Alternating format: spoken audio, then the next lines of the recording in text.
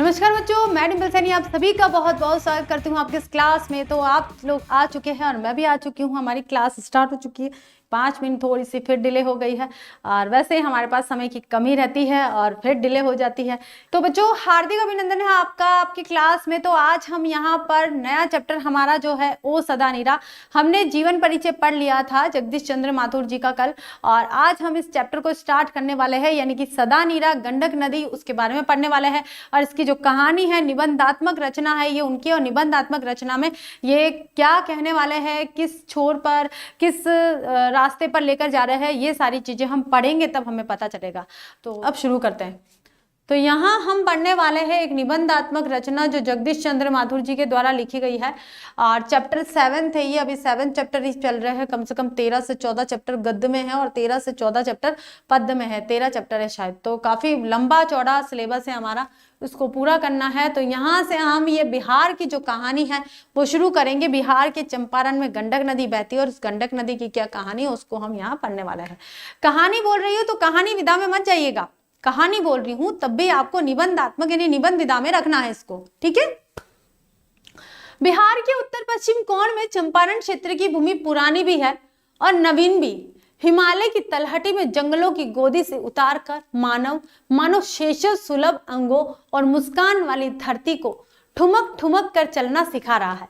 नए खेत, नई पैदावार और बीच बीच में पलाश, साल और अन्य जंगली वृक्षों की भटकी सी पातें, दूर दूर तक समतल की गई भूमि, ट्रैक्टर की आतुर उंगलियों ने मानो जिसे परिहत वसना कर दिया है। तभी तो लाज से सिकुड़ी सी इन नदियों में जल नाम मात्र को रह गया है। बालू की डगरों के बीच खोई रह गई ये धाराएं जो कभी वनश्री के ढके वक्षस्थल, वनश्री कैसे बोलते हैं भाई, ढाक के पौधों को क्या बोलते हैं, वनश्री के ढके वक्षस्थल से खिलकती रहती थी। अब देखिए यहाँ क्या बताया जा रहा है कि हिमालय की तलहटी में चंपारण है, यानी कि बिहार हिमालय की तलहटी में ही आता है, और चंपारण है। चंपारण में बहने वाली जो नदियां हैं उसके किनारे अब थोड़े थोड़े सकड़े होते जा रहे हैं। वो क्यों होते जा रहे हैं? क्योंकि जो नदी की जो भूमि है वहां पर खेती की जा रही है और खेती के कारण ट्रैक्टर चलाए जा रहे हैं, और ट्रैक्टर से उस जमीन को उंगलियों की तरह, ऐसा लग रहा है जैसे उंगलियां चलाई गई है, ऐसे ट्रैक्टर चलाए गए हैं और एकदम समतल कर दिया है और नदी को थोड़ा छोटा कर दिया है, क्योंकि अब जो जमीन है, नदी में पानी है वो थोड़ा ही रहा है, इस कारण से वहां पर अब खेती की शुरुआत की जा चुकी है। अब वे किलकती नहीं है, किलकती यानी कि छलकती नहीं है, किलकारी मारकर नदियां चलती है। आपने अभी तो मौसम बहुत अच्छा है और सभी जगह नदियां उफान पर है, यानी कि बाढ़ भी आ रही है, तो आप नदियों की किलकारी अभी सुन सकते हो, मतलब असलियत में सुन सकते हो। तो अब वे किलकती नहीं है। अब वे जो नदियां हैं, किसके बारे में, वे किसके लिए आया है भाई, नदियों के लिए आया है, ठीक है, सर्वनाम। वे अब वे किलकती नहीं है यानी कि आवाज नहीं करती है, या तो लाज में गड़ी निस्पंद सरकती रहती है, यानी कि शर्म के मारे सिकुड़ गई है और धीरे धीरे धीरे धीरे खिसक रही है, नदियों के बारे में बता रहे हैं। या बरसात के दिनों उन्मुक्त यौवना वीरांगनाओं की भांति प्रचंड नर्तन करती है, या फिर या तो बारिश के दिन नहीं है तब तो सहमी सहमी से सिकुड़ी से रहती है, थोड़ा सा पानी रहता है, और बारिश के दिनों में ये जो नदियां हैं अपने उफान पर आ जाती है, अपना प्रचंड वेग और धाराएं बता देती है, मनुष्य को अपना असली चेहरा बता देती है कि मैं ऐसी हूं। अब वो क्यों हुआ है बच्चों? क्योंकि देखिए ये नदियां थी, अब नदियों के यहाँ पर खेती होने लग गई धीरे धीरे। अब धीरे धीरे ये जो लोग थे वो इधर इधर आते गए और नदियां सिर्फ थोड़ी सी रह गई है, यहाँ पर छोटी रह गई है। अब जब इसका जो नदी का जो बहाव क्षेत्र है वो यहाँ से यहाँ तक था, लेकिन मनुष्य ने अपनी आवश्यकताओं की पूर्ति के लिए इस बहाव क्षेत्रों को कम कर दिया। यहाँ किसी ने घर भी बना दिए हैं, यहाँ पर पता नहीं क्या कर दिया, दुकानें खोल दी, धीरे धीरे धीरे धीरे यहाँ मतलब मनुष्य बसने लग गए। अब क्या हुआ भाई, नदी तेज गति से आई और तेज गति से आने के बाद में जब अपना बहाव क्षेत्र पूरा नहीं कर पाती है तो वो इधर उधर उनके घरों में घुसती है, घरों में पानी चला जाता है। तो अब एक चीज बताइए, तो गलती किसकी है? मनुष्य की है, मानव मात्र की गलती है, नदी की गलती थोड़ी ना। बहाव क्षेत्र तो हमने कवर कर लिया, उसको जितना बहने के लिए स्थान चाहिए था वो स्थान तो हमने ले लिया है, पानी कहाँ जाएगा? तब तो बाढ़ आएगी भाई, हमारे घरों में पानी जाएगा ही। तो यही स्थिति होती थी वहाँ गंडक नदी के बारे में जब बात की जा रही है। बिहार की अन्य नदियों के, क्योंकि हिमालय से बहुत सारी नदियां निकलती है और बिहार में भी काफी नदियां निकलती है, तो वहां से जितनी भी नदियां जाती थी तो साधारण दिनों में तो ऐसे लगता था जैसे सिकुड़ी हुई सी निस्पंद लाज के मारे, शर्म के मारे से इकट्ठी हो रखी है, लेकिन बारिश के दिनों में अपना प्रचंड रूप बताई देती थी। मसान सिकराना पंटई बुझाए फैला फैला कर, उसी मानव के पौरुष को ललकारती है जिसने उन्हें निर्वसन किया है। निर्वसन का मतलब नदी का स्थान छीन लिया था, अब वे मानव का स्थान छीन लेती है। सन 62 कौन सा है भाई, 1962 की बात है ये। सन 62 के बाद का दृश्य जिन्होंने देखा उन्हें रामचरितमानस में केकई के क्रोध रूपी नदी की बाढ़ की याद आई होगी। लेकिन 2500 वर्ष पहले अब जब गौतम बुद्ध ने इन नदियों के किनारे किनारे पाटलिपुत्र से मल्लों, मौर्यों, शाक्यों को उपदेश देने जाया करते थे, तब ये नदियां संयमित थी, यानी कि सिर्फ हो सकता है बहाव क्षेत्र में हो, और बहाव क्षेत्र उसका जितना हो उतना रहा होगा और उससे भी ज्यादा रहा होगा, क्योंकि वहां पर उस समय आबादी क्षेत्र कम था और जनसंख्या कम थी। जनसंख्या हजारों साल पहले की बात बताई जा रही है। जनसंख्या कम होने के कारण वो अपने पूरे बहाव क्षेत्र में बहती थी, तो आराम से बहती थी, चाहे कितनी भी जगह ले लो, संयमित थी, उफान पे नहीं आती थी। अब जब बहाव क्षेत्र कम कर दिया गया है तो नदी का पानी तो अपना स्थान घेरेगा ही घेरेगा, फिर पानी किसी के रोके तो रुकता नहीं है, तो अब आज वो प्रचंड दिखाई दे रही है। ठीक है, घना जंगल था और वृक्षों की जड़ों में पानी रुका रहता था। बाढ़ आती थी, पर इतनी प्रचंड बाढ़ बोलेंगे इसे। देखिए, बारिश के दिनों में तो बाढ़ आना वाजिब है, लेकिन बाढ़ नुकसानदायी कब हो सकती है, जब हम उसके बहाव क्षेत्र को कवर कर लिए होते हैं, यानी कि जितनी नदी का क्षेत्र था उस नदी को हमने अपने अंडर में कर लिया है, तो फिर वो नदी जब अपना स्थान लेगी तो फिर हमारा नुकसान होगा, नदी का नुकसान नहीं है ये। तो घना जंगल था, वृक्षों की जड़ों में पानी रुका रहता था पहले, और अब आबादी क्षेत्र हो गया, और आबादी क्षेत्र के कारण अब जंगल है वो काटे जा चुके हैं, और जंगल काटे जा चुके हैं तो जड़ों में पानी रुकता नहीं है, इस कारण से नदी में बाढ़ आती है और मिट्टी का कटाव हो जाता है, मिट्टी चली जाती है, साथ साथ लोगों के घर भी चले जाते हैं, घरौंदे भी चले जाते हैं, कामकाज भी चला जाता है, सामान भी बह जाता है, सभी कुछ बहेगा, क्योंकि उसे तो अपनी जगह चाहिए और आपने उसकी जगह ली है तो वो अपना स्थान बनाना जानती है। 600-700 साल में महावन जो चंपारण से गंगा तक फैला हुआ था कटता चला गया मतलब कि क्या था भाई, धीरे धीरे क्योंकि जंगल कट गए और धीरे धीरे वो जमीन थी वो नदी के साथ में मिट्टी का कटाव होता गया। अभी आप बहुत सारी जगह पर देख सकते हो, ऐसे नहीं, आप गूगल पे देख सकते हो कि मिट्टी का कटाव कैसे होता है, आपको अच्छे से पूरा वीडियो बताया जाएगा कि मिट्टी कैसे कटती है। पानी टकराता है, जैसे ये नदी है और यहाँ पर कोई पेड़ पौधे नहीं, अगर बहुत सारा जंगल होता तो पानी अपनी दिशाओं में सही रास्ते पर चला जाता है। अब हमने क्या करा, इसका बहाव क्षेत्र को इतना कर दिया, बस इतना छोटा सा कर दिया। ये नदी बह रही है, तो ये नदी बह रही है, इसको जगह इतनी चाहिए, लेकिन हमने इतनी सी जगह दी है तो वो तो पूरी अपने प्रचंड रूप में बहेगी। साथ में हमने क्या करा है कि यहाँ जो जंगल था उसको भी काट दिया है।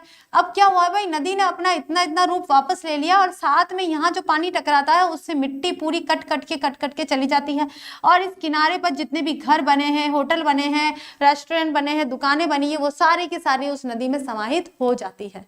तो यही तो होता है। अभी कहते हैं ना भाई, घर ढह गया है ना, तो कैसे ढहा है भाई, हमने बनाया था नदी के ऊपर इसलिए ढहा है, नदी ने नहीं कहा था। नदी जबरदस्ती हमारे घर को बहाने के लिए नहीं आई थी, हमने नदी पे घर बना दिया है इसलिए हुआ है। अभी आप देखोगे शहरों में या गांव में भी क्या होता है कि बड़े बड़े नाले होते हैं। नाले क्या, बहुत बड़ी छोटी छोटी नदियां होती थी, उनको धीरे धीरे नालों का रूप दे दिया, क्योंकि वो नदियां विलुप्त तो होती गई और विलुप्त होने के साथ साथ अपना दायरा कम करती गई। तो जो खाली जगह थी लोगों ने अपना घर बना लिया, और अब क्या हुआ है, उन नालों, अब वो नदी को नाले कहा जाने लगा, नालों के ऊपर भी घर बना दिया है। मतलब कितना कवर हम कर सकते हैं इस धरती की, कितनी जमीनें हम ले सकते हैं। ये धरती तो वहीं रहेगी, आप यहाँ से जरूर जा सकते हो, पृथ्वी कहीं नहीं जाएगी। ये जो जमीन का टुकड़ा है जिसको आप कह रहे हो ये मेरा है, वो तो वहीं रहने वाला है, वो कहीं खिसकने वाला नहीं है। अगर खिसकना होगा तो आपको ही खिसकना होगा, आपको ही सरकना होगा। ये तो एक मंद बुद्धि मानव की मनोवृत्ति है कि ये मेरी है, ये मेरा हिस्सा है, ये उसका हिस्सा है। देखिए बच्चों, हमारा जो लेक्चर है वो काफी लंबा हो जाएगा और शायद समय की भी कमी हो जाएगी, मैं थोड़ा कर लूंगी। एक मुझे वाकया याद हो गया है। स्टार्टिंग में क्या मुझे छोटी क्लासेस देते थे पढ़ाने के लिए, ऑफलाइन क्लास में जब स्कूल में जाती थी तो मुझे 5th क्लास दी थी उस समय पढ़ाने के लिए। तो 5th क्लास में बच्चों एक चैप्टर था, महात्मा जी का चैप्टर था, कुछ चैप्टर का नाम मुझे याद नहीं आ रहा है, कोई भाई भाई वाला था। तो दो भाई क्या आपस में लड़ रहे थे, तो महात्मा जी आते, कहानी है बहुत अच्छी कहानी है ये, महात्मा जी आते और बोलते भाई तुम आपस में क्यों लड़ रहे हो, तो बोले ये जमीन मेरी है, मेरे पिताजी मेरे नाम करके गए। तो दूसरा भाई कहता है नहीं मेरे नाम करके गया है। तो महात्मा जी कहते हैं, महात्मा जी पहले के जमाने में महात्मा जी साधु संत और सही में उनके मन में संयम रहता था, इस तरह के होते थे और उनमें सत्य रहता था और बहुत ज्ञान भी भरा रहता था उनके मन मस्तिष्क में। तो महात्मा जी ने कहा कि चलो एक काम करते हैं कि तुम पहले दोनों भाई अपने घर से भोजन बना के लेके आओ। तो दोनों भोजन बना के लाते हैं और तीनों मिलके भोजन करते हैं। महात्मा जी दोनों के अंदर से भोजन करते हैं और दोनों का भोजन दोनों को बांटते हैं, इस तरह से मिलजुल कर खाते हैं। फिर महात्मा जी कहते हैं कि अरे एक काम करते हैं, मैं पृथ्वी से ही, इस धरती माँ से ही पूछ लेता हूँ कि भाई तुम किसकी हो। तो महात्मा जी ना उनको उल्लू पटाने के लिए, मूर्ख बनाने के लिए धरती पे कान लगाते हैं और कान लगा के और फिर खड़े हो जाते हैं। तो दोनों भाई कहते हैं भाई महात्मा जी आपने क्या, आप धरती माता ने आपसे क्या कहा। भाई पहले संत महात्माओं का इतना मान सम्मान होता था कि उनके कहे गए वचन ईश्वर के कहे गए वचन माने जाते थे। तो महात्मा जी ने कहा भाई धरती तो कह रही है कि मैं इनकी नहीं हूं, ये मेरे है, कि ये मेरे है, पुरातन काल से सदियों तक मैं इनकी पीढ़ियों को पालती हुई आ रही हूँ, तो मैं इनकी कैसे हो गई हूँ, ये मेरे है। दोनों भाई अपनी असलियत यानी कि अपनी सच्चा, जो महात्मा जी की बात थी उसकी सच्चाई को जान चुके थे, समझ चुके थे कि हम किस वजह से लड़ रहे हैं, ये पृथ्वी तो यहीं रहेगी, हम लड़ते रहेंगे। आई बात समझ में अच्छे से। तो मेरी कहानी का, मेरी बात का इस चैप्टर से कोई लेना देना नहीं है। ये एक मॉरल बात है, एक मॉरल वैल्यू है, एक नैतिक शिक्षा है जो हमें जीवन में धारण करनी चाहिए ताकि हमारा जो जीवन है अच्छे से गुजर जाए, बस और कुछ नहीं। तो यहाँ देखिए क्या करता चला गया, ऐसे जैसे अगणित मूर्तियों का भजन होता गया। वृक्ष भी प्रकृति देवी बनी की प्रतिमाएं है। वसुंधरा भोगी मानव और धर्मांध मानव एक ही सिक्के के दो पहलू है। वसुंधरा भोगी मानव जो पृथ्वी का भोग करता है वह मानव, और धर्मांध यानी कि धर्म में अंधा मानव, ये दोनों एक सिक्के के दो पहलू है। वह क्या कह रहा है, वह क्या कह रहा है, अलग अलग मंतव्य है। एक कहानी सुनी, यहाँ 12वीं सदी से लगभग 300 वर्ष तक कर्नाट वंश का राज्य था। किसका वंश था भाई, 12वीं सदी से लगभग 300 साल तक, 12वीं सदी से लेके 300 साल तक क्या हो गया भाई, 15वीं शताब्दी आ गई। तो 12वीं से 15वीं शताब्दी, 12वीं से 15वीं शताब्दी तक, सदी तक, ठीक है, किसका शासन था भाई, 300 वर्षों तक कर्नाट वंश था, यानी कि 3 पीढ़ियों ने शासन किया था। प्रथम राजा नान्यदेव चालुक्य नृपति सोमेश्वर पुत्र विक्रमादित्य के सेनापति नेपाल और मिथिला को विजय यात्रा पर आए और फिर यहीं बस गए। इस तरह सुदूर दक्षिण का रक्त और संस्कृति इस प्रदेश की निधि बने। कितने लोग इतिहास की इस कमियाई प्रक्रिया से परिचित है, यानी कि कितने लोग जानते हैं कि कोई राजा यहाँ से यहाँ आया, किसी की पीढ़ी के वंशज यहाँ आए और यहाँ उसकी संस्कृति में निवास करने लगे, फिर दोनों की संस्कृतियों का सम्मिश्रण हुआ और सम्मिश्रण करके एक नई संस्कृति का उपज हुआ। तो कौन जानता है, मतलब ये जो भारत में संस्कृति का आदान प्रदान हुआ है ये इसी कारण से हुआ है। कर्नाट वंश के राजा हरि सिंह देव को 1325 ईस्वी में मुसलमान आक्रमणकारी गयासुद्दीन तुगलक का मुकाबला करना पड़ा। किसका भाई, गयासुद्दीन तुगलक का। वैसे 12वीं शताब्दी में मुगल आ चुके थे, 12वीं शताब्दी से पहले ही आ चुके थे, जैसे मोहम्मद गौरी आए थे भाई 12वीं शताब्दी में, क्योंकि 1191 ईस्वी में उन्होंने तराइन का युद्ध किया था। प्रथम युद्ध पृथ्वीराज चौहान जी के साथ में किया था तराइन नामक क्षेत्र में, और 1192 ईस्वी में दूसरा युद्ध हुआ था जिसमें पृथ्वीराज चौहान हार गए थे। उससे पहले जितने भी युद्ध हुए थे उसमें मोहम्मद गौरी पृथ्वीराज चौहान से हारते ही गए थे, लेकिन उन्होंने क्या किया था कि मोहम्मद गौरी ने एक पद्धति अपनाई थी, काफी कूटनीति थी, काफी चालाकी वाली थी, तुलुगमा पद्धति। उस तुलुगमा पद्धति से ही वह पृथ्वीराज चौहान से जीत पाए थे। अदरवाइज पृथ्वीराज चौहान इतने सशक्त राजा थे, शक्तिशाली महान राजाओं में से एक थे कि वे राजस्थान की धरती पर कदम रख ही नहीं सकते थे, भारत भूमि के बारे में, भारत भूमि को प्राप्त करने के बारे में सोच ही नहीं सकते थे। तो कर्नाट वंश के जो राजा थे हरि सिंह देव को 1325 ईस्वी में मुसलमान आक्रमणकारी गयासुद्दीन तुगलक का मुकाबला करना पड़ा, क्योंकि उस समय कौन सा था भाई, तुगलक वंश था। तुगलक वंश, उसके बाद अलग अलग वंश आए, मुस्लिम वंश जो थे उसकी स्थापना हुई, फिर उसके बाद तुगलक, उसके बाद कौन सा, उसके बाद खिलजी विलजी, पता नहीं कौन कौन से आए, ठीक है। विशाल आक्रमणकारी सेना जंगल के किनारे खड़ी थी। हरि सिंह देव का दुर्ग वन की गहराई में निश्चल छुपा हुआ था, मतलब इतना घनघोर जंगल था। आप ये देखिए, इतना घना जंगल था कि जो दुर्ग था यानी कि जो किला, वो किला जंगल की गहराई में, जंगल यानी कि पेड़ पौधों से ढका हुआ था कि गयासुद्दीन तुगलक की सेना को दिखाई भी नहीं दे रहा था। वह घना वन मजबूत और मोटी प्राचीरों से अधिक दुर्भेद जान पड़ा। ऐसा लग रहा था कि वो जंगल ऐसा था जैसे दुर्ग की मोटी मोटी दीवारें, प्राचीर का मतलब क्या होता है बच्चों? दीवारें होता है। प्राचीर का मतलब दीवारें, और दुर्भेद यानी कि जिसे भेदा न जा सके, जिसे भेदा न जा सके, यानी कि जिसको न जा सके, जिसके अंदर नहीं प्रवेश किया जा सके, ऐसा दुर्भेद। तो वो जो घना जंगल था, वो जंगल ऐसा था, इतना ऐसा घना लग रहा था और इतना खतरनाक लग रहा था, जैसे दुर्ग की दीवारें होती है ना मोटी मोटी, तो दीवारों से भी मोटा लग रहा था, इतना घना जंगल लग रहा था।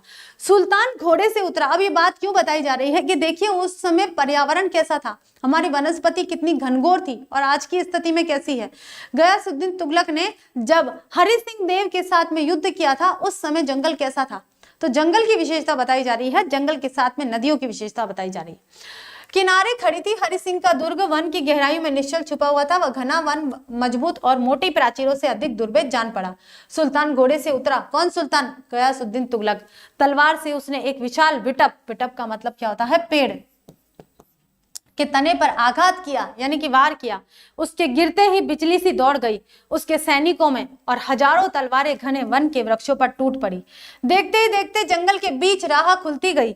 हरि सिंह देव का गढ़ अपना घोंसला खो बैठा और उन्हें नेपाल भाग जाना पड़ा, क्योंकि गयासुद्दीन तुगलक को ये पता चल गया था कि कोई ऐसी चीज है यहाँ पर, कि इतने घने जंगल में कुछ तो है, उसको कहीं से ऐसी इंफॉर्मेशन मिल चुकी थी। इसलिए उसने क्या करा, पेड़ों को, उसकी सेना ने पेड़ों को काटना शुरू किया, और बिना पेड़ों को काटे वो वहां पहुंच सकते ही नहीं थे, तो पेड़ों को काट कर फिर वे हरि सिंह देव के गढ़ तक यानी कि किले तक पहुंचे थे। और फिर हरि सिंह देव कहाँ चले गए थे? नेपाल चले गए थे। तब से जंगल को कटने शुरू हुए, तो कटते ही जा रहे हैं। नीचे धरती उपजाऊ मिलती है, राशि शस्यों की खान जहां बीज डालने भर की दरकरार है। दरकरार नहीं कि जमीन इतनी उपजाऊ थी। पेड़ पौधों जहाँ जंगल होते हैं वहां जमीन इतनी उपजाऊ होती है। क्यों होती है बच्चों? आप लोग साइंस के बच्चे हो तो आपको पता होगा ये जो जमीन है वो इतनी उपजाऊ क्यों होती है। क्योंकि देखिए जो सड़े गले पत्ते होते हैं, पानी होता है, डंठल होता है, फूल पत्तियां नीचे गिरती है और कीट पतंगे जो मर जाते हैं, उनके कारण एक ह्यूमस बनता है। क्या बनता है? ह्यूमस। वो ह्यूमस क्या होता है? एक तरह की नेचुरल खाद होती है, और उस खाद से जमीन काफी उपजाऊ हो जाती है, पानी को ऑब्जर्व कर लेती है, पानी को सोख लेती है, और साथ में वहां ऐसा कोई पदार्थ भी नहीं होता रासायनिक जिससे धरती अनुपजाऊ हो जाए। तो बस बारी क्या थी कि बीज डालो और बीज फसल इतनी अच्छी सी पैदा हो जाए, ऐसा था वहां पर। घने जंगलों की स्मृति में मानो पैदावार ललक उठती है। ये चाहे 700 वर्ष पूर्व आक्रमणकारी की तलवार ने जंगी के द्वारा खोले थे, अब तो हल और ट्रैक्टर ही धरती के खजाने को अनावृत कर रहे हैं। अनावृत का मतलब खोल रहे हैं। भाई पहले हम बात कर रहे हैं 700 वर्ष पहले, यानी कि 700 वर्ष पहले की बात है, यानी कि ये जो रचना लिखी गई है 20वीं शताब्दी में लिखी गई है, और 20वीं शताब्दी की रचना है ये किनकी? जगदीश चंद्र माथुर जी की। तो वो कह रहे हैं कि 700 वर्ष पहले, यानी कि हम बात करते हैं 15वीं ईस्वी में, यानी कि 14वीं ईस्वी में, 1325 की बात कर रहे हैं तो 14वीं ईस्वी हो गई है। तो 14वीं शताब्दी में ये बात की गई थी, और 14वीं शताब्दी के बाद जब आज की बात कर रहे हैं तो 14वीं शताब्दी में तो सैनिकों ने पेड़ काटे थे। जब उसको, उस गढ़ को, उस दुर्ग को उगाड़ा था, यानी कि उसको खोला था, उसके रास्ते को खोला गया था। लेकिन आज तो ट्रैक्टर और ये जो दूसरी चीजें, हल, ये ही धरती को, यानी कि धरती को और ज्यादा खोदने की कोशिश कर रहे हैं, और ज्यादा धरती को अंदर से कुरेदने की कोशिश की जा रही है। इस धरती के निवासी भी प्राचीन और नवीन के मिश्रण है। जान पड़ता है आदिकाल से आने जाने वालों का तांता बंधा रहा है। जंगल से छीनी गई धरती को जोड़ने के लिए पुष्ट हाथ प्राय बाहर से ही आते रहे। पिछले 500-700 वर्षों में थारू और धांगड़, कौन कौन सी जातियां है? थारू और धांगड़ जातियां यहाँ आकर बसी। थारुओं के उद्भव के विषय में अनेक मत है, यानी कि अनेक प्रकार के विचार है। मत यानी मत, और मत यानी विचार। अनेक प्रकार की विचारधारा है कि ये जो थारू है ये कहाँ से आए हैं। लोग अपने को आदिवासी नहीं मानते, थारू शब्द को थार राजस्थान से निकला मानते हैं।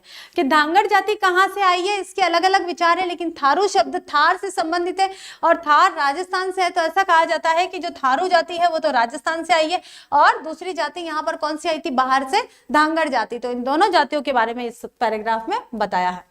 धांगड़ों को 18वीं शताब्दी के अंत में लाया गया था। भाई देखिए, धांगड़ों को कब लाया गया था, 18वीं शताब्दी के आसपास लाया गया था, अंत में, यानी कि 19वीं शताब्दी पूरी होने वाली थी तब लाया गया था।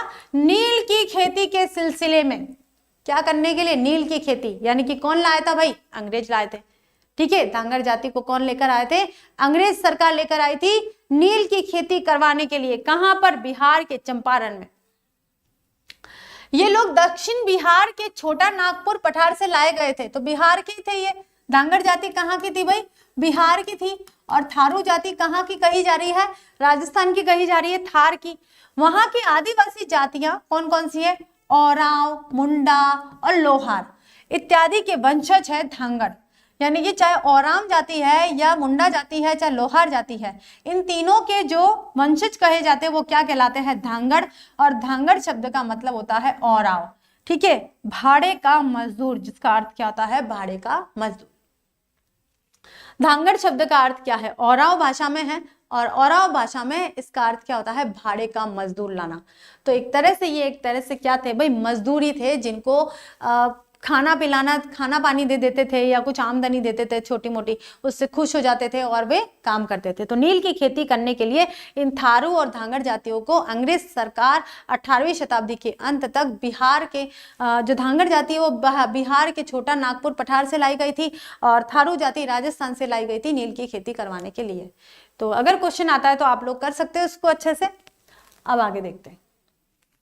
इनके लोकगीतों में 200 वर्ष पूर्व के उस महाप्रस्थान की कथा बिखरी पड़ी है, जब नील के खेतों पर काम करने के लिए अंग्रेज साहब और रामनगर के तत्कालीन राजा इन्हें यहाँ लाए, और उसके बाद बरसों तक इन्हें लगभग गुलामी का जीवन बिताना पड़ा। बरसों तक, जब तक नील की खेती होती रही तब तक उनको गुलामी का जीवन बिताना पड़ा। बेगार कराई जाती थी, उनको मजदूरी नहीं दी जाती थी, ढंग से खाना पानी नहीं दिया जाता था, उनके बच्चों को शिक्षा दीक्षा नहीं दी जाती थी।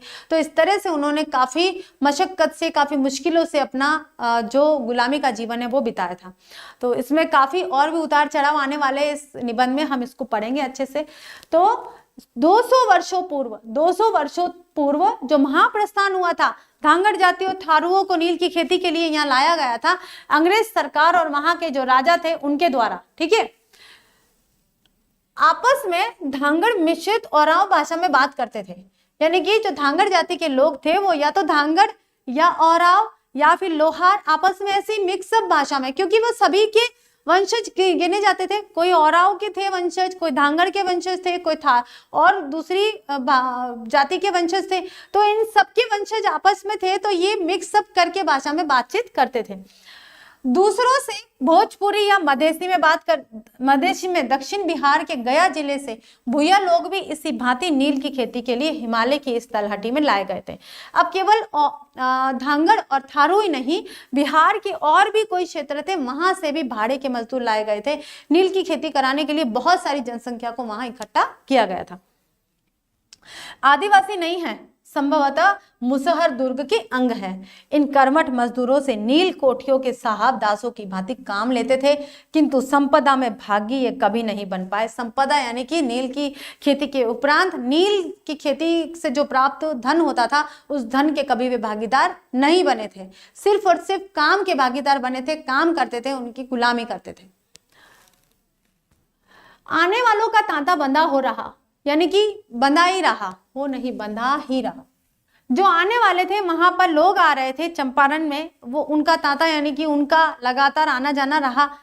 पहले कौन सी जाति लेकर आए, फिर दूसरी जाति लेकर आए, फिर और लेकर आए, तो क्योंकि वो जो खेती का एरिया है वो बढ़ता गया और मजदूरों की संख्या बढ़ती गई, तो मजदूरों की आवश्यकता बढ़ती गई, तो आवश्यकता के अनुसार मजदूरों को वहां लाया जाने लगा। आक्रमणकारियों से त्रस्त राजकुल के वंशज आजीविका के खांदी आदिवासी और हरिजन मजदूर उर्वरा भूमि से संपदा प्राप्त करने की अभिलाषी पछाही जमींदार तथा ये गोरे साहब जिन्होंने ब्रिटिश साम्राज्य के इस अज्ञात से कोने में अपना निजी वैभवशाली साम्राज्य स्थापित कर रखा था, सभी को आश्रय दिया इस भूमि ने। चाहे कोई भी हो, बिहार की चंपारण की यानी कि हिमालय की तलहटी में जो चंपारण स्थान है वहां पर जो लोग थे वो कौन कौन से थे भाई?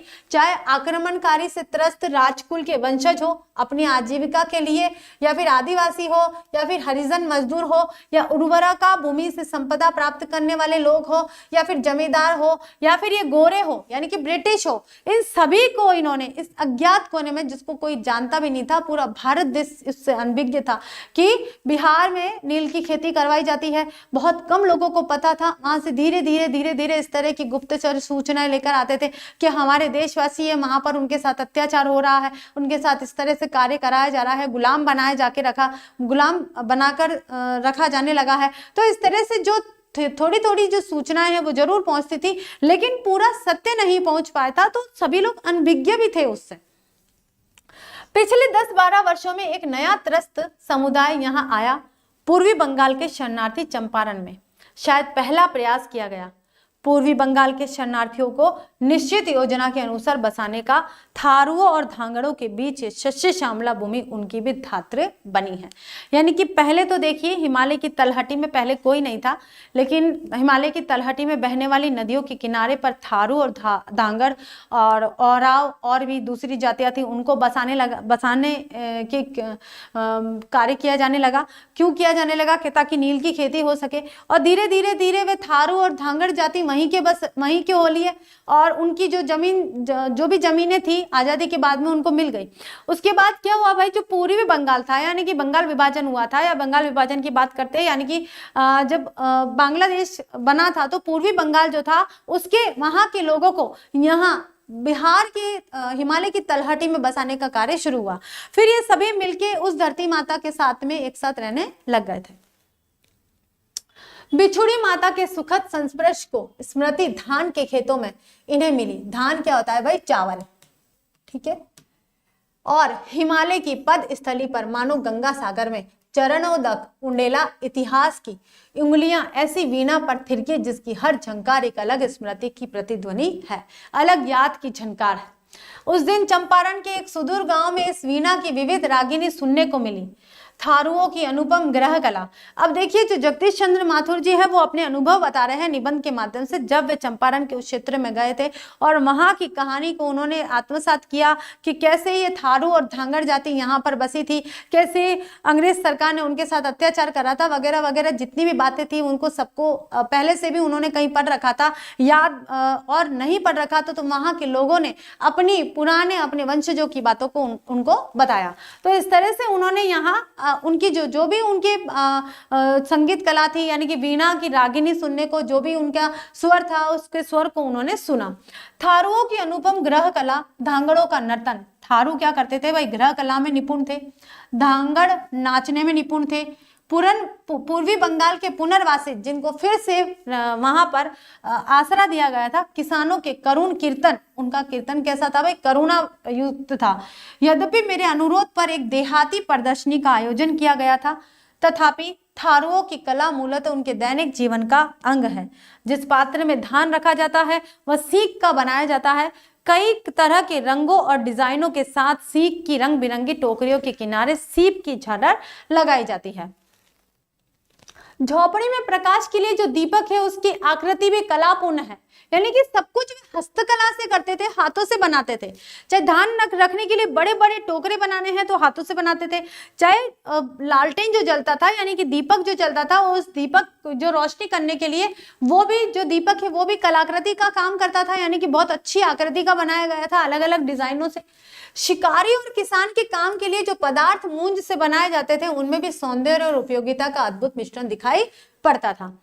किंतु सबसे मनोहर था नववधु का एक अनोखा अलंकरण। अलंकरण किसे बोलते हैं? आभूषण को। सबसे इंपॉर्टेंट और सबसे अनोखा जो था वो क्या था? एक नई दुल्हन आती थी उसका एक आभूषण। मात्र आभूषण नहीं है, हर पत्नी दोपहर का खाना लेकर पति के पास खेत में जाती है। नववधु जब पहली बार इस कर्तव्य को निभाने जाती है तो अपने मस्तक पर एक सुंदर पीढ़ा रखती है जिसमें 3 लटें वेणियों की भांति लटकी रहती है।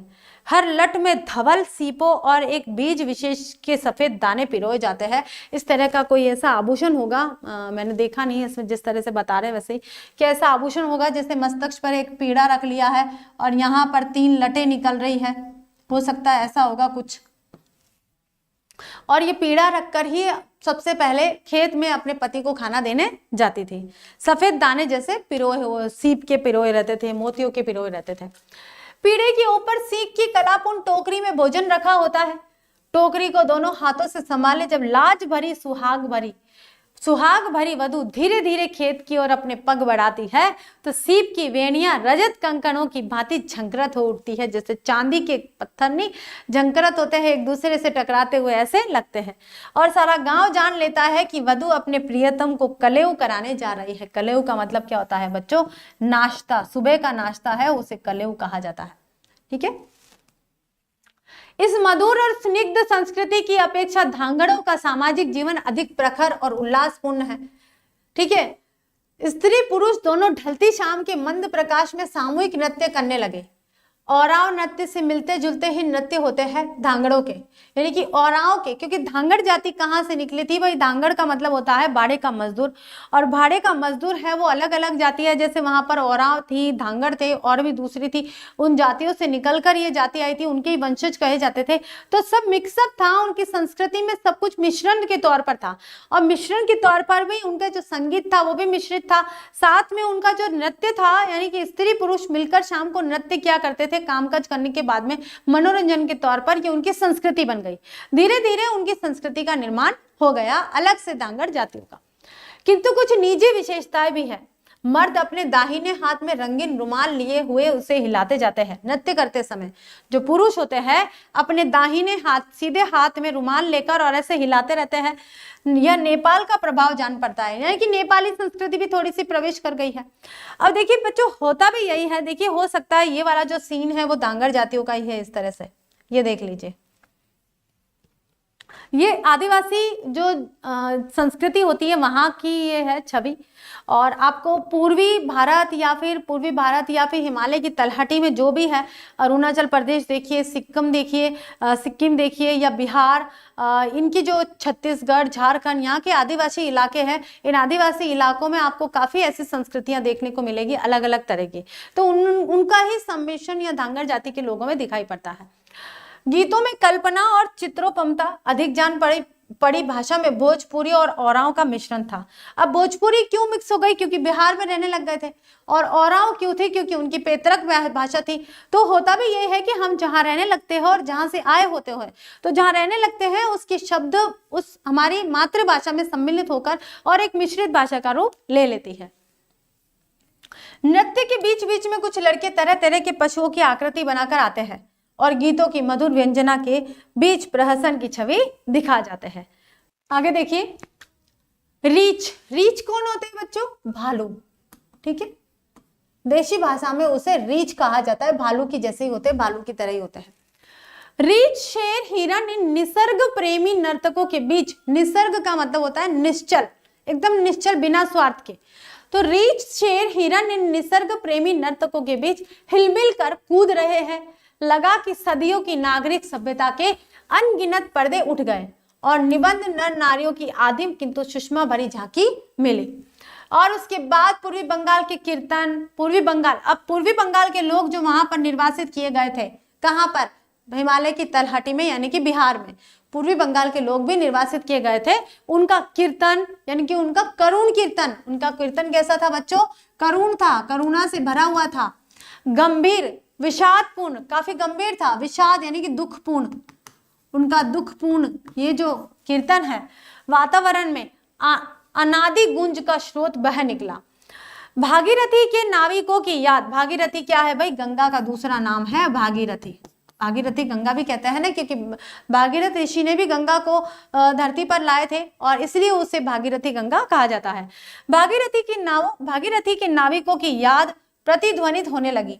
चंपारण के खलिहानों, खलिहान क्या होता है, खेत खलिहान, और जंगलों में बरसों बाद शायद इन कीर्तनों की ऊर्ध्व ताने छोटी होती जाए, शायद इनका विषाद स्मृति की रेखाएं मलिन हो जाए, यानी कि इनका दुख और इनकी यादों की जो रेखाएं भले ही धूमिल हो जाए और उल्लास की कड़ियां मुखर हो उठे, यानी कि आवाज निकल हो उठे। उल्लास रात बीत चली गई और दिवस का संघर्ष अंधेरे के पर्दे के पीछे सजग हो उठा, यानी कि जाग उठा। धरती देती है किंतु यहाँ का जनजीवन समृद्ध नहीं बन सका। बेतिया राज की जमींदारी में तो अंग्रेज ठेकेदार बन गए और 19वीं सदी में नील की खेती का विस्तार किया। नील से ही उन दिनों रंग बनते थे, इसलिए नील की पाश्चात्य देशों में बहुत मांग थी। लाखों की संपदा उन अंग्रेज ठेकेदारों के हाथ लगी, किंतु रैयत का कोई लाभ नहीं हुआ। रैयत का मतलब जो मेहनत की जा रही थी, जो मजदूरी की जा रही थी, उसका कोई फायदा नहीं हुआ। बेतिया राज से बहुत कम अदायगी पर हजारों एकड़ जमीन इन गोरे ठेकेदारों ने ले ली। ठेठ देहात में उनकी भव्य कोठियां खड़ी हो गई। ठेठ देहात यानी कि ऐसे देहाती जंगली इलाकों में भी उन्होंने अपने बड़े बड़े बंगले बना लिए। किन्होंने भाई? अंग्रेज सरकार ने। क्यों? क्योंकि कम दाम पर उन्होंने गुलाम बनाकर और मारने कूटने या उनको जेल में डालने का या कोई इस तरह का कोई लालच देकर, पैसे का लालच देकर या फिर धोखा करके उनसे कम पैसे में ये सारी जमीनें खरीद ली थी और उसके बाद उनसे ही खरीदने के बाद उनसे फ्री में बेगारी ली जाती थी, यानी कि मजदूरी कराई जाती थी और उनको मारा पीटा जाता था और उनसे नील की खेती करवाकर, जो नील से, क्योंकि पाश्चात्य देशों में नील की मांग थी और इसलिए मार्केट अच्छा था, जो भी विदेशी मार्केट थे, विदेशी देश थे, वहां पर उनको मार्केट अच्छा मिला, वहां से जो पैसा आता था वो उस पैसे से उन्होंने अपने महल खड़े करे और जो रैयत थे यानी कि जो मजदूर लोग थे उनके हाथ में कुछ भी नहीं लगता था। किसानों से जबरदस्ती नील की खेती कराई गई। हर 20 कट्टा जमीन में 3 कट्टा नील की खेती के लिए हर किसान को रखना लाजमी था। यानी कि अब जो किसान, अब ऐसे लोग भी थे जिनके पास खेतीहर मतलब स्थान था, यानी कि खेती के लिए खेत था, मतलब कृषि करने के लिए एक जमीन थी। ऐसे किसानों को भी मजबूर किया जाने लगा कि अगर उनके पास 20 कट्टा जमीन है, उसमें से 3 कट्टे जमीन पर नील की खेती करनी पड़ेगी, ये जरूरी था। अब नील की खेती करते करते, क्योंकि एक खेती जब आप बार बार कर रहे हो तो जमीन बंजर होने लगती है, फिर वो जमीन किसान के किसी काम की नहीं रहती है। इस कारण से कई किसान इसके लिए मना भी करते थे, लेकिन जो गुलाम देश बना हुआ था हमारा देश और अंग्रेज सरकार थी, वो इसके लिए राजी नहीं थी। 20वीं सदी के आरंभ में जब केमिकल रंगों के इजाद होने पर नील की मांग कम हो गई। अब क्या हुआ भाई? 20वीं सदी में क्या हुआ? धीरे धीरे केमिकल कलर बनने लग गए। केमिकल कलर से अब तो और भी अलग अलग कलर बनाए जाने लगे, तो नील रंग जो था वो अब कम, उसकी मांग कम होने लग गई, खपत कम होने लग गई। तब ये जबरदस्ती चलती रही और 3 कटिया से छूट पाने के किसानों को मजबूर किया गया कि वो मोटी रकमें गोरे ठेकेदारों को दे। 3 कटिया का मतलब ये होता है कि एक भाग पूरा है, उसमें से 3 हिस्से पूरे के पूरे किसके पास जाएंगे भाई? अगर आपने कृषि करी है उसका 3 भाग, 3/4 भाग किसके पास जाएगा भाई? अंग्रेजों के पास जाएगा। और किसान के पास सिर्फ 1 भाग रहता था, 1/4 भाग रहता था। इससे छूट पाने के लिए अंग्रेज ठेकेदारों को बहुत बड़ा पैसा दोगे, यानी कि तभी आपका जो 3 कटिया कर है वो समाप्त होगा। चंपारण और कुछ आसपास के इलाकों में इन नीलहे साहब, नीलहे कौन थे भाई? अंग्रेज लोग थे, उनको नील की खेती कराते थे, इसलिए नीलहे साहबों का निष्कंटक साम्राज्य था। उन दिनों जिस रास्ते पर साहब की सवारी जाती थी उस पर हिंदुस्तानी अपने जानवर भी नहीं ले जा सकते थे। मतलब इतनी परमिशन भी नहीं थी कि अगर अंग्रेज अफसर कोई जा रहा है तो उस रास्ते पर वे अपने जानवर तक भी नहीं ले जाते थे, इतनी परमिशन भी उनको नहीं थी। इतना हमारा देश गुलाम बन चुका था। यदि किसी रैयत के यहाँ उत्सव था या शादी विवाह होते तो साहब के यहाँ नजराना भेजना पड़ता था। रैयत यानी कि कोई गुलाम, यानी कि जो मजदूर, ठीक है, जो रैयत था यानी कि कोई मजदूर था, उसके यहाँ पर किसी बच्चे की, उसके घर में कोई शादी ब्याह हो रहा है तो पहले साहब कौन होते थे? अंग्रेजों को उसके लिए कर देना पड़ता था कि पहले वो टैक्स चुकाएगा, उसके बाद शादी करेगा। तो कितना बड़ा भार था उनके पास। साहब बीमार पड़ता तो रैयतों से इलाज के लिए वसूली होती। साहब हाथी खरीदता, सॉरी यहाँ पर हाथी होगा, हाथी खरीदता तो रैयत को अपनी गाड़ी कमाई में से कुछ ना कुछ देना होता था। अमोल कोठी के साहब का नाम था एमन। भीषण आतंक था एमन साहब का। किसी भी रैयत की झोपड़ी में आग लगा देना, किसी को जेल में ठूंस देना, यह सब रोज का काम था। तत्कालीन शासन नील गौरों के हाथी का पुतला था। उन दिनों उत्तर बिहार में दौरा करने वाले अफसरों के लिए देहात में डाक बंगले नहीं बनते थे। ये सभी साहबों को कोठियों में ठहरते थे। दक्षिण बिहार के बागी विचारों का असर चंपारण में देर से पहुंचे, इसलिए गंगा का पुल बनाने की स्कीम में तत्कालीन शासन ने कोई दिलचस्पी नहीं दिखाई। यानी कि गंगा नदी जो बहती थी बिहार से होते हुए आती थी, ये भी थोड़ी सी इधर से निकलती थी, तो ऐसा कहा था कि भाई गंगा नदी के ऊपर पुल बनाया जाए। लेकिन क्या हुआ था कि जो कोठियों में ठहरते थे दक्षिण बिहार के बागी जो थे, बागी यानी कि जो क्रांतिकारी थे भाई, उन क्रांतिकारियों के क्रांतिकारी कार्यक्रमों के कारण, उनके द्वारा की गई वारदातों के कारण जो अंग्रेज सरकार थे उन्होंने कह दिया कि भाई अब जो पुल बनने वाला था वो नहीं बनेगा। तत्कालीन शासन के ने कोई दिलचस्पी, कोई इंटरेस्ट नहीं दिखाया और यूं वर्षों तक चंपारण में गोरे नीलों का राज ब्रिटिश साम्राज्य की छत्र छाया में पनपता रहा और आतंक और दैन्य, समृद्धि और बेबसी के उस आलम में सन 1917 के अप्रैल मास में एक बिजली सी कौंधी चंपारण, यह है चंपारण। चंपारण में गांधी जी के चमत्कार को कथा स्वयं राजेंद्र बाबू ने लिखी। यानी कि गांधी जी जब चंपारण में पहुंचे थे और वहां पर उन्होंने जब नील की खेती को रुकवाया था, नील की खेती के विरोध में जब वे खड़े हो गए थे, ये सारी जो कहानी है राजेंद्र प्रसाद जी ने लिखी है गांधी जी के बारे में। स्वतंत्र युद्ध के महानाटक के उस नांदी पाठ में मानो सूत्र रूप में संघर्ष और विजय की सारी गाथा को समा गई, यहाँ सारी गाथा ही समा गई। यहाँ उसका ब्यौरा नहीं लिखूंगा, मतलब पूरी बात में नहीं लिख पाऊंगा क्योंकि निबंध वैसे ही मैं बहुत अपने विचारों को चंपारण के बारे में जो लिख रहा हूं वो काफी बड़े हैं। पर गई सन 1962 में मुझे एक अभूतपूर्व सौभाग्य प्राप्त हुआ। मैं तीर्थ यात्रा पर निकला। मैं यहाँ पर जगदीश चंद्र माथुर जी की बात की जा रही है। उन सभी स्थानों की रज लेने, रज का मतलब क्या होता है, मिट्टी लेने, जहां गांधी जी ने सन 1917 का अभियान किया था। उस तीर्थ यात्रा में मुझे सत्संग मिला कुछ उन महानुभावों का। सत्संग यानी कि साथ, सत्संग का मतलब क्या होता है, साथ। साथ मिला उन महान अनुभवों का जो सन 1917 में गांधी जी के साथ थे। सोने में सुहागा मोतीहारी में मिले थे श्री राम दयाल साहा, गांधी जी के रहने सहने का प्रबंध जिनके हाथों हुआ था, एवं श्री हरियंश सहाय जी जो मुजफ्फरपुर से मोतीहारी गांधी जी के साथ गए थे। दो व्यक्ति मिले थे, एक तो वह व्यक्ति मिले थे जिन्होंने गांधी जी को का रहने सहने का बंदोबस्त किया था और दूसरे थे जो मुजफ्फरपुर से गांधी जी को साथ में लेकर आए थे। और उन वकीलों में जो उस आंदोलन में उनके सलाहकार रहे थे वे सारे मिले। यानी कि कौन कौन मिले भाई, सबसे पहले तो यहाँ मिले थे सोने में सुहागा मोतीहारी में मिले श्री रामदयाल साहा, फिर श्री हरियंश सहाय जी और फिर यहाँ वकील मिले थे। तो ये जो लोग मिल गए जगदीश चंद्र माथुर जी को, क्योंकि वे वहाँ की यानी कि जहाँ जहाँ गांधी जी गए थे वहाँ की मिट्टी लेने के लिए वे निकले थे। तो ये लोग जब मिल गए तो उनको लगा कि अब तो सोने पे सुहागा मिल गया, यानी कि मुझे जो गांधी जी के विषय में जो जानना है वो सारी चीजें मुझे इनके साथ इनके अनुसार प्राप्त हो सकती है। लौटने पर मुजफ्फरपुर में श्री रामनवमी प्रसाद से मुलाकात और देर तक बातें हुई। रामनवमी बाबू और राजेंद्र बाबू उन दिनों गांधी जी के साथियों में अग्रगण्य थे। राजेंद्र प्रसाद जी और रामनवमी बाबू दोनों गांधी जी के साथ रहते थे। जिस तेजस्वी किसान के आग्रह पर गांधी जी ने चंपारण जाना स्वीकार किया, यह राजकुमार शुक्ल 1917 के पहले से ही श्री रामदयाल साहा और श्री राम प्रसाद और श्री हरवंश सहाय इत्यादि के संपर्क में आया था। यानी कि एक किसान ऐसा था जो नील की खेती का विरोध कर रहा था और वो इन लोगों के संपर्क में आया था। इस कारण से गांधी जी उसके कहने पर चंपारण गए थे नील की खेती को रुकवाने के लिए। राजकुमार शुक्ल जी की सन 30 के आसपास मृत्यु हो गई थी, 1930 के आसपास।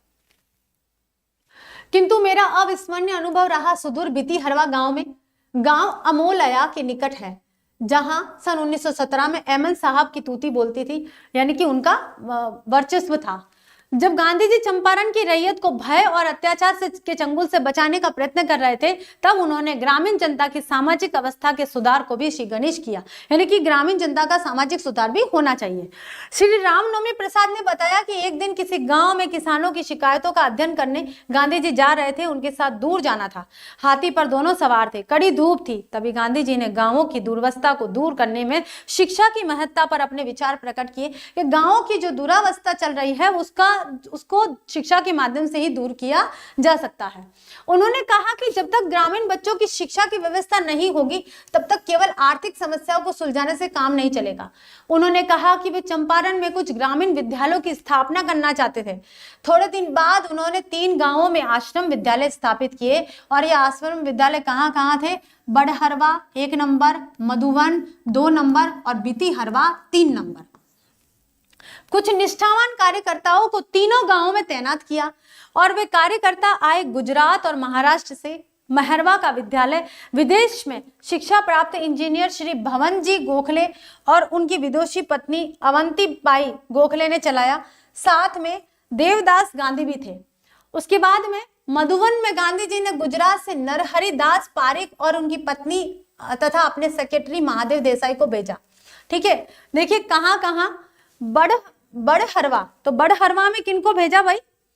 भवनजी गोखले को, ये बड़हरवा में, और उनकी पत्नी को भेजा। साथ में उनके एक देवदास गांधी जी थे, उनको भी भेज दिया। फिर आते हैं मधुबन, तो मधुबन में उन्होंने किसको भेजा? नरहरि दास को भेजा, पारिक को, और साथ में उनकी पत्नी को और उनके सेक्रेटरी महादेव देसाई को भी भेज दिया। फिर आते हैं कुछ दिन आचार्य कृपलानी भी वहां रहे। कहां पर? मधुबन में। फिर बितिहरवा जो विद्यालय था, आश्रम विद्यालय, बितिहरवा के अध्यक्ष थे वयोवृद्ध डॉक्टर देव और सोमन जी। बाद में महापुंडरिक जी आ गए और स्वयं कस्तूरबा बितिहरवा आश्रम में रही। कस्तूरबा जो कौन थी भाई? गांधी जी की पत्नी थी, वो भी बितिहरवा में रही और इन कर्मठ और विद्वान स्वयं सेवकों की देखभाल करती रही। देखा बच्चे, तो आपने जाना 3 तरह के आश्रम विद्यालय खोले थे गांधी जी ने, बड़हरवा, मधुबन और बितिहरवा। बड़हरवा में उन्होंने नियुक्त करे अपने कार्यकर्ता, मधुबन में उन्होंने नियुक्त करे और पुंडलिक में बितिहरवा में पुंडलिक जी के साथ में उनकी पत्नी कस्तूरबा भी थी। तो इन सब ने मिलके वहां पर शिक्षा का जो स्थान था उसको अपने चरम उत्कर्ष तक पहुंचाने के लिए प्रयत्नशील रहे थे वे। तो बच्चों आज देखिए समय की पाबंदी है, बहुत ही शायद 2 या 3 मिनट बचे हैं, समय की कमी है, तो मैं पूरा चैप्टर एक बार में नहीं पूरा कर पाऊंगी। तो आज हमारा आधा ही निबंध पूरा हुआ है। जगदीश चंद्र माथुर जी जहाँ जहाँ गांधी जी गए थे वहाँ से रज लेने निकले हैं, मिट्टी लेने निकले हैं, और वहाँ मिट्टी लेने जब जाते हैं तब देखते हैं उनके जो गांधी जी के साथ जो जो व्यक्ति थे उनके विचार देखते हैं, उनके विचारों को सुनते हैं। गांधी जी किनके साथ गए थे, किनके साथ रहे थे, किन्होंने मैनेजमेंट संभाला था, फिर गांधी जी ने वहाँ पर क्या किया था, ये सारी चीज़ें अब शुरू हुई है। अगले लेक्चर में यानी कि नेक्स्ट वीक में हम ये जानेंगे कि गांधी जी ने चंपारण में रहते हुए चंपारण के सुधार के लिए, बिहार की जनता को सुरक्षित रखने के लिए, उसकी शिक्षा व्यवस्था के लिए क्या क्या कार्य किए हैं, और जगदीश चंद्र माथुर जी ने उनके किन किन कार्यों को इकट्ठा किया है, ये सारी चीजें हम फिर जानेंगे। तो आज इतना ही बच्चों, और बच्चे बहुत कम आए हैं आज, उम्मीद से कम आए हैं, और मैं उम्मीद करती हूँ कि नेक्स्ट लेक्चर में अधिक से अधिक बच्चे होंगे, क्योंकि अगर आप चैप्टर पूरा नहीं समझोगे तो आप आंसर कैसे दे पाओगे। तो थैंक यू सो मच, फिर मिलता है।